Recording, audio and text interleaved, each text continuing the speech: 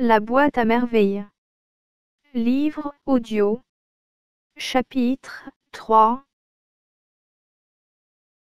Ces 2 jours et demi de repos passèrent très vite.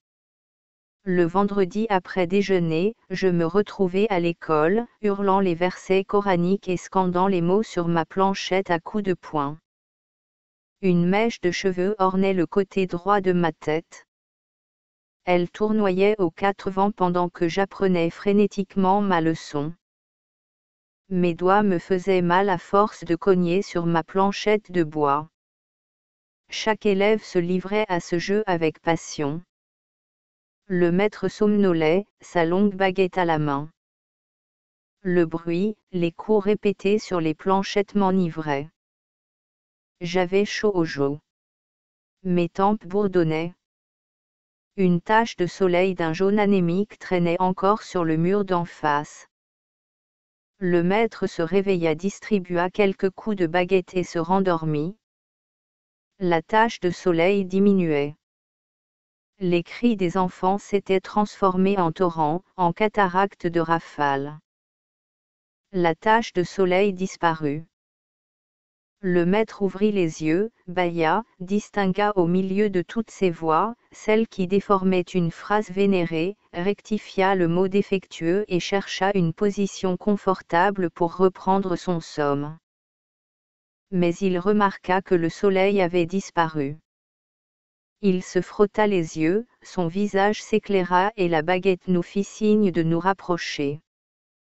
Le bruit cessa brusquement. Installés tout contre l'estrade du fki, nous chantâmes la première sourate du Coran. Les plus petits comme les plus grands la connaissaient. Nous ne quittions jamais l'école le soir sans la chanter. Le vendredi nous la faisions suivre de quelques vers de Bnu Ashir consacrés au rituel des ablutions et d'une ou deux prières pour implorer la miséricorde de Dieu en faveur de nos parents et de nos maîtres morts et vivants. Nous étions heureux quand commençaient ces litanies. Elles signifiaient la fin de nos souffrances, le retour à la maison, la course dans les ruelles humides. Enfin, le maître nous libéra un par un. Avant de partir, nous nous dirigions vers l'estrade pour le saluer une dernière fois et lui baiser la main. Chacun prit ses babouches de dessus une étagère placée à l'entrée de la salle d'école et s'en alla.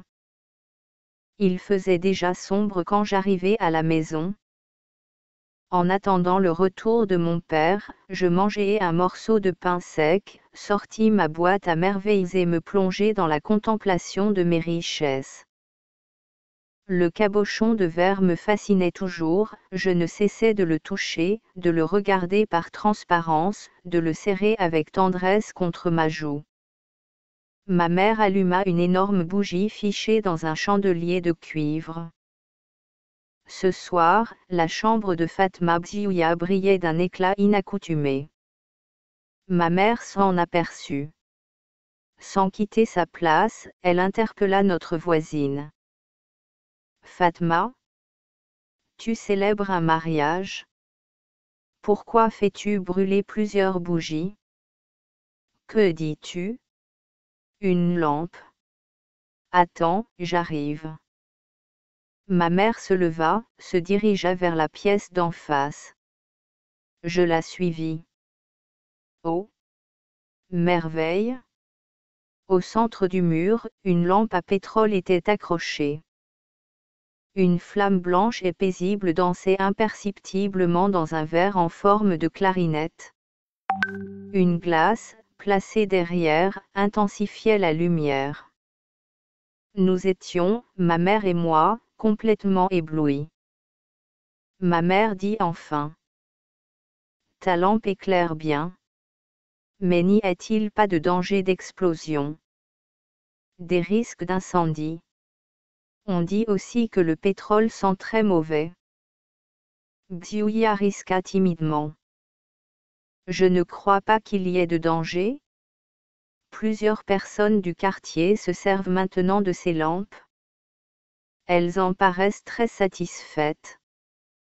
Vous devriez en acheter une, la chambre paraît plus accueillante et plus gaie. Oui, répondit ma mère en allongeant les lèvres, une lampe, certes, éclaire mieux qu'une bougie mais elle est moins jolie qu'un chandelier de cuivre. Ma curiosité tomba. Elle me prit la main, me ramena chez nous. Elle ne dit plus rien jusqu'à l'arrivée de papa. Elle prépara le dîner comme à l'ordinaire, disposa la petite table ronde, rassembla à portée de sa main les accessoires pour le thé. Lorsque mon père franchit le seuil de la chambre, je me précipitai pour l'accueillir. Sa face devint rayonnante. Il se baissa, me saisit sous les aisselles et me souleva à la hauteur de son visage. Il devient lourd, cet infidèle. C'est bientôt un homme. Non, lui dis-je, je serai un homme quand j'aurai une belle barbe. À la saison des pastèques, j'ai beau me frotter les joues avec leur jus, aucun poil ne me pousse. Et c'est encore la saison prochaine, me dit mon père, peut-être obtiendras-tu quelque résultat. Tu auras alors une belle barbe noire. Toi, papa, tu as 2 poils blancs à ta barbe. Je vois que tu vieillis. Non, me dit mon père, non, c'est une simple envie. Il vaut mieux avoir une goutte de lait dans ses poils de barbe qu'une figue ou une grappe de raisin le bout du nez. Cette remarque provoqua chez moi de grands éclats de rire. Le dîner était délicieux, un mets que je préférais entre tout, des pieds de mouton aux pois chiches. Nous mangeâmes copieusement. La table débarrassée, ma mère nous servit du thé à la menthe et parla des menus événements de la journée. Mon père sirotait son thé et répondait rarement. La lumière baissa une seconde, ma mère moucha la bougie avec une paire de ciseaux rouillés. Elle en profita pour déclarer que les bougies devenaient de moindre qualité, qu'il en fallait une tous les 3 jours et que la pièce paraissait lugubre avec toutes ces ombres qui s'amassaient dans les angles. Tous les gens, bien, s'éclairent au pétrole, dit-elle pour conclure. Ces propos laissaient mon père dans une indifférence totale. Mes yeux brillaient de curiosité. J'attendais son verdict. J'admirais intérieurement l'habileté de ma mère. Je fus déçu. Sans commentaire, mon père se prépara pour dormir. Je gagnai mon lit. Je rêvais cette nuit d'une belle flamme blanche que je réussis à tenir prisonnière dans mon cabochon de verre taillé en diamant. Le lendemain, à mon retour d'Umcide, pour le déjeuner, je sautai de joie et de surprise lorsque je découvris, accrochée au mur de notre chambre, bien au centre, une lampe à pétrole identique à celle de notre voisine. Le matin, Driss le teigneux, en venant chercher le couffin pour les provisions, l'avait tendu à ma mère. Il avait fait emplette en outre d'une bouteille de pétrole et d'un entonnoir. La chouafa qu'on appelait tante Kenza monta admirer notre nouvelle acquisition, nous souhaita toutes sortes de prospérité.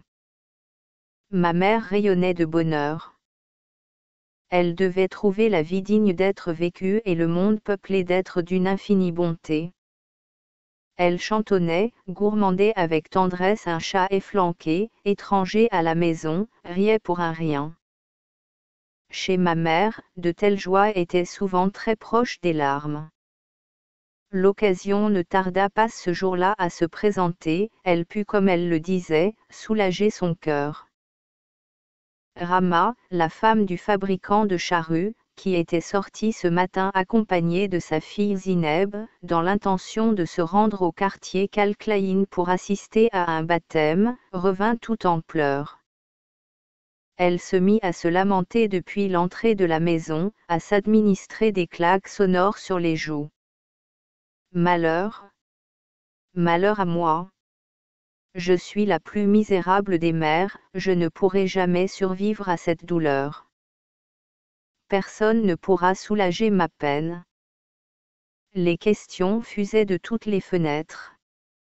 Les femmes avaient interrompu leur besogne. Elle la suppliait de les mettre au courant de la nature de cette catastrophe qui l'avait frappée. Ma mère oublia que Rahma n'était qu'une pouilleuse, une mendiante d'entre les mendiantes. Tout émue, elle se précipita au premier étage en criant. Ma sœur. Ma pauvre sœur. Que t'est-il arrivé? Nous pouvons peut-être te venir en aide. Cesse de pleurer, tu nous déchires le cœur. Toutes les femmes entourèrent Rahma la malheureuse. Elle réussit enfin à les renseigner, Zineb avait disparu, perdue dans la foule. En vain, sa mère avait essayé de la retrouver dans les petites rues latérales, Zineb s'était volatilisée, le sol l'avait engloutie et il n'en restait pas la moindre trace. La nouvelle de cette disparition se propagea instantanément dans le quartier. Des femmes inconnues traversèrent les terrasses pour venir prendre part à la douleur de Rahma et l'exhorter à la patience. Tout le monde se mit à pleurer bruyamment. Chacune des assistantes gémissait, se lamentait, se rappelait les moments particulièrement pénibles de sa vie, s'attendrissait sur son propre sort. Je m'étais mêlée au groupe des pleureuses et j'éclatais en sanglots. Personne ne s'occupait de moi. Je n'aimais pas Zineb, sa disparition me réjouissait plutôt, je pleurais pour bien d'autres raisons. D'abord, je pleurais pour faire comme tout le monde, il me semblait que la bienséance l'exigeait, je pleurais aussi parce que ma mère pleurait et parce que Rahma, qui m'avait fait cadeau d'un beau cabochon de verre, avait du chagrin, mais la raison profonde peut-être, c'était celle que je donnais à ma mère lorsqu'elle s'arrêta, épuisée. Toutes les femmes s'arrêtèrent, s'essuyèrent le visage, qui avec un mouchoir, qui avec le bas de sa chemise. Je continuais à pousser des cris prolongés. Elles essayèrent de me consoler. Ma mère me dit. Arrête. Sidi Mohamed, on retrouvera Zineb, arrête. Tu vas te faire mal aux yeux avec toutes ces larmes. Hoquetant, je lui répondis. Cela m'est égal qu'on ne retrouve pas Zineb, je pleure parce que j'ai faim. Ma mère me saisit par le poignet et m'entraîna, courroucée. Je déjeunai tout seul et je partis à l'école. L'après-midi se passa pour moi comme les autres après-midi. Je vociférais les versets sacrés, tapés sur ma planchette. Le soir, après avoir récité ma leçon, je repris le chemin de la maison. Je m'attendais à la trouver sens dessus-dessous. Il n'en était rien. Silencieuses, les femmes soufflaient leur feu, remuaient leurs ragoûts, écrasaient dans des mortiers de cuivre leurs épices. Je n'osais pas interroger ma mère sur les aventures de Zineb. Mon père arriva, comme de coutume, après la prière de l'Acha. Le repas se déroula simplement, mais à l'heure du thé, maman parla des événements de la journée. Elle commença. Cette pauvre Rahma a passé une journée dans les affres de l'angoisse. Nous avons toutes été bouleversées. Que s'est-il passé? Demanda mon père. Ma mère reprit. Tu connais Halal le fournier qui demeure à Kalklaïn. Si, tu dois le connaître. Il est marié à Khadija, la sœur de notre voisine Rahma. Il y a un an, ils sont venus passer une semaine ici chez leurs parents, ce sont des gens honnêtes, pieux et bien élevés. Mariés depuis 3 ans, ils désiraient vivement avoir un enfant. La pauvre Khadija a consulté les guérisseurs, les fkis, les sorciers et les chouafas sans résultat. Il y a un an, ils sont allés en pèlerinage à Sidi Ali Bou-Serguine. Khadija se baigna dans la source, promit au saint de sacrifier un agneau si Dieu exauçait son vœu. Elle a eu son bébé.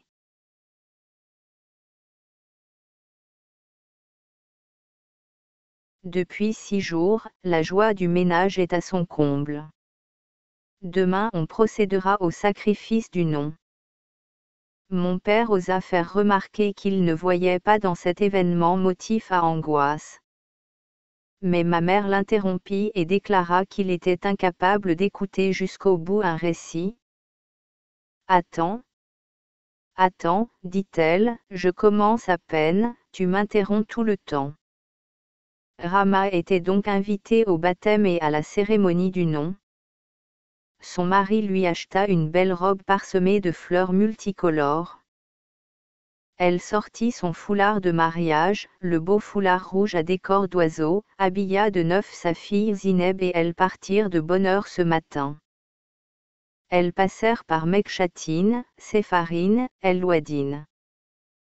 Tu ne vas pas citer toutes les rues de Fès, dit simplement mon père. Je pouffai de rire. Des yeux sévères se fixèrent un moment sur moi et ma mère reprit. Elles arrivèrent à Ersif. La foule barrait le chemin. Un marchand vendait des poissons frais, 1,75 francs le retal, à Joutia, les poissons se vendent 2,25 francs. Les gens se battaient pour se faire servir. Rama et sa fille furent prises dans les remous de cette cohue. Une fois à l'air libre, Rama rajusta son haïk et constata la disparition de Zineb. Elle appela, cria, ameuta la foule. Le marchand cessa son trafic, les gens vinrent au secours de la mère affligée, mais la fille restait introuvable. Rama revint tout en larmes, nous la consolâmes de notre mieux. Halal le jardinier se dépêcha de prévenir le mari de Rama. 2 crieurs publics parcoururent la ville en tous sens, donnèrent le signalement de la fille, promettant une récompense à celui qui la ramènerait à ses parents. Pendant ce temps, nous, faibles femmes, nous ne pouvions que pleurer, offrir notre compassion à la malheureuse mère. J'avais le cœur gros. Fatma Bziouya et moi nous partîmes à Moulay Idriss. Dans de pareilles circonstances, il faut frapper à la porte de Dieu et de ses saints. Cette porte cède toujours devant les affligés. Une vieille femme surprit notre douleur, elle nous en demanda le motif. Nous la mîmes au courant du triste événement. Elle nous prit par la main et nous emmena à Dar Kitoun, la maison des Idrissides, lieu d'asile de toutes les abandonnées. Là, nous trouvâmes Zineb. La Mokaddama l'avait recueillie et nourrie pour l'amour du Créateur. Elle eut un rial de récompense et nous la remerciâmes pour ses bons soins. Rama retrouva toute sa gaieté lorsque sa fille lui fut rendue. Louange à Dieu. Termina mon père. Prépare le lit de cet enfant, ajouta Théil. Il tombe de sommeil. Sous mes couvertures, les yeux ouverts, j'imaginais dans une douce somnolence la maison des Idrissides. Je me représentais une vaste demeure aux mosaïques fanées, bourdonnante comme une ruche de voix de femmes en instance de répudiation, de jeunes filles malheureuses et d'enfants perdus. Moi aussi, j'étais perdu dans une ville déserte, je cherchais en vain un lieu d'asile. Je sentis ma solitude devenir lourde à m'étouffer. Je poussai un cri. Une parole douce vint de loin apaiser ma fièvre et je tombais dans le noir, rassuré, détendu, le souffle calme. Le jeudi suivant, Rama, pour remercier Dieu de lui avoir rendu sa fille, organisa un repas pour les pauvres. Toutes les femmes de la maison lui prêtèrent leur concours. Lala Kenza, la Chouafa, aidée de Fatouma la plus dévouée et la plus fidèle de ses disciples, lavèrent le rez-de-chaussée à grande eau, étendirent par terre des nattes et des tapis usés. Fatma Bziouya, Rama et ma mère s'agitèrent autour des marmites et des couscoussiers. Elles cuisinaient en plein air sur la terrasse, sur des feux de bois. L'une d'elles les ravitaillait en eau, une autre épluchait les légumes et la troisième, armée d'une louche en bois gigantesque, tournait les sauces qui bouillonnaient dans leurs récipients de cuivre. Zineb et moi, abandonnés à notre fantaisie, nous courions d'une chambre à l'autre, montions en soufflant les escaliers, recevions des nuages de fumée dans les yeux, accompagnés de réprimandes, redescendions nous réfugier sur le palier, ne sachant que faire de notre liberté. Nous attendions avec impatience l'heure du déjeuner et l'arrivée des mendiants. Lorsque les grands plats de céramique que Rama avait loués furent garnis de couscous copieusement arrosés de bouillon, surmontés d'une pyramide de viande et de légumes, Driss El Awad partit à Moulay Idriss et à la maison des aveugles de la rue Riyadjea, pour chercher ses hôtes. Bientôt nous entendîmes dans le couloir d'entrée, un brouhaha scandé de coups de canne et d'éclats de voix. Driss entra le premier dans le patio. Il fut suivi d'un aveugle à la barbe blanche guidé par un garçonnet d'une dizaine d'années. Ensuite, un flot de mendiants hommes et femmes se déversa dans la cour. Le premier vieillard exerçait sur cette foule en loque une véritable royauté. Tous lui obéissaient. Il manifestait beaucoup d'égards pour ce patriarche. J'avais donc, sous les yeux, le chef des mendiants au milieu de son clan.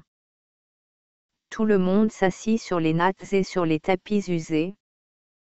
Avant que le repas ne leur fût servi, ils entonnèrent un psaume où il était question de félicités qui attendent les croyants au cœur généreux, ceux-là qui nourrissent les affamés, honorent l'hôte de Dieu. Le poème se termina par des invocations, afin d'attirer la bénédiction sur notre demeure et sur tous ses habitants. Hommes, femmes et enfants joignirent les mains, les paumes ouvertes vers le ciel. Ils récitèrent la première sourate du Coran. Je la connaissais bien cette sourate et je la récitais avec ferveur. Louange à Dieu maître des mondes. Nous passâmes nos mains sur nos visages. Le couscous parut.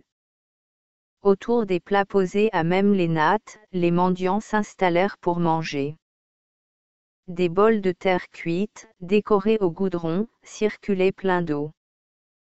Les mendiants mangeaient et buvaient avec dignité, sans hâte, sans agitation. Rassasiés, ils se léchèrent soigneusement les doigts, s'essuyèrent avec des torchons mis à leur disposition. Au signal de leur chef, ils commencèrent la psalmodie d'un chapitre du livre saint. Les murs de notre maison qui avaient souvent renvoyé le bruit des crotales et des gangas chers à la chouafa vibraient, sanctifiés par les versets sacrés. Le chapitre choisi était particulièrement long.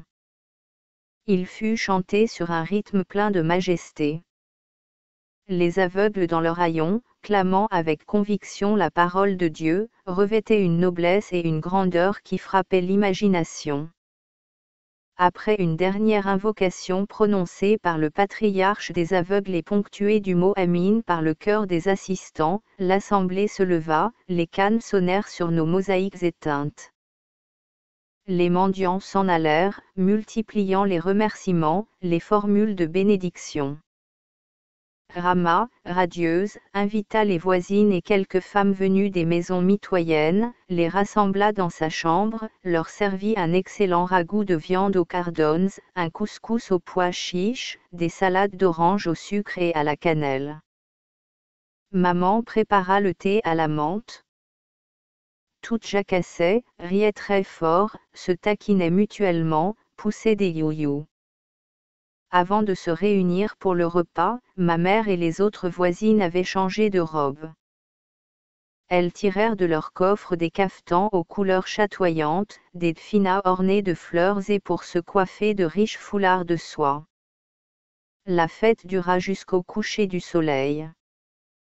Elle se termina sur la terrasse avec d'autres you-you, d'autres vœux et la promesse de se voir. Pendant tout ce temps personne ne s'était occupé de moi.